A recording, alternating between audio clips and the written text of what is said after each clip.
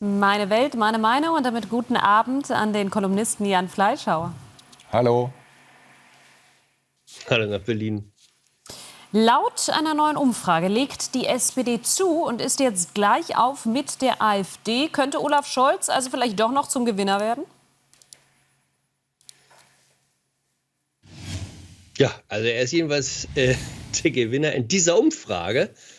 Wurde auch sofort aus allen Parteikanälen der SPD in Umlauf gebracht heute. Die Aufholjagd hat begonnen. Wir stehen bei 19%. Die CDU sinkt. Wenn man dann allerdings mal guckt, welches Umfrageinstitut das war, das ist YouGov, das ist so eine Umfrage-Rummelbude, die sich im Wesentlichen online betätigen und wo nicht so ganz klar ist, wie die dann in ihrem kleinen Zauberkessel zu den Zahlen kommen. Also bei allen seriösen Instituten jedenfalls, Allensbach, Forschungsgruppe Wahlen, sieht es dann doch leider nicht so schön für die SPD aus. Kommen wir zum Verlierer des Tages. Das ist offenbar Kanzlerkandidat der Grünen, Robert Habeck. Sein Auftritt bei Maischberger, der hat Sie nicht richtig überzeugt. Weshalb? Ich saß ja 5 Meter davon entfernt, weil ich beim Maischberger gestern auf dem Panel saß. Und das waren brutale Minuten. Also es ging um die Frage, wie meint die Grünen, beziehungsweise er, der es ja aufgebracht hat, diese Geschichte mit den Sozialbeiträgen auf Kapitalerträge. Und dann sagte er, ja, er wollte ja das ja nochmal anstoßen, die Idee. Und sein großes Pech war, er hatte nicht Karin Mioska vor sich, sondern Sandra Maischberger.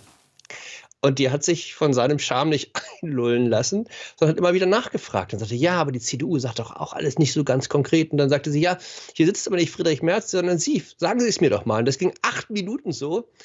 Und man merkte, der Kanzlerkandidat der Grünen ist total blank. Und wir wollen ernst werden, denn die Nachricht des Tages ist wirklich grausam. Ja. Wir haben schon viel in der Sendung darüber geredet. Sie kommt aus Aschaffenburg. Schreckliche Bluttat heute Nachmittag. Ja, also zunächst natürlich großes Erschrecken. Aber, und darüber wird sicher auch nochmal gesprochen werden müssen, das ist halt wieder ein afghanischer Asylbewerber, 28 Jahre alt, der auch schon aufgefallen war, der als psychisch krank, wenn ich das richtig gelesen habe, gilt, der offenbar auch ausreisepflichtig war. Und das ist jetzt vielleicht nicht das Thema für die nächsten 2-3 Wochen im Wahlkampf, aber grundsätzlich, ich habe mir mal angeguckt, es kommen nach wie vor 3000 Menschen jeden Monat aus Afghanistan. Ich glaube, da müssen wir sehr viel genauer hingucken. Da haben Sie wohl recht.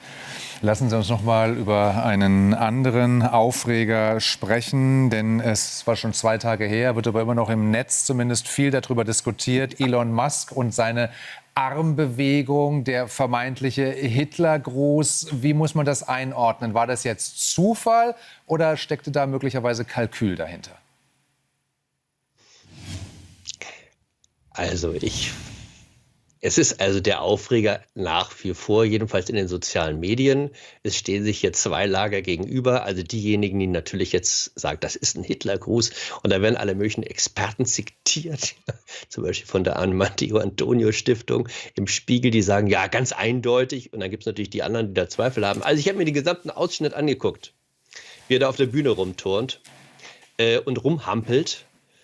Und also eins kann man auf jeden Fall sagen, wenn man diese Bilder sieht, oder wenn ich die meinen Kindern zeigen würde, also meinem Sohn, der jetzt 10 Jahre ist, Gustav, würde ich sagen, Hände weg von den Drogen. Also wir wissen, der Mann neigt zu einem Übergenuss an Ketamin, das ist so ein Aufputschmittel.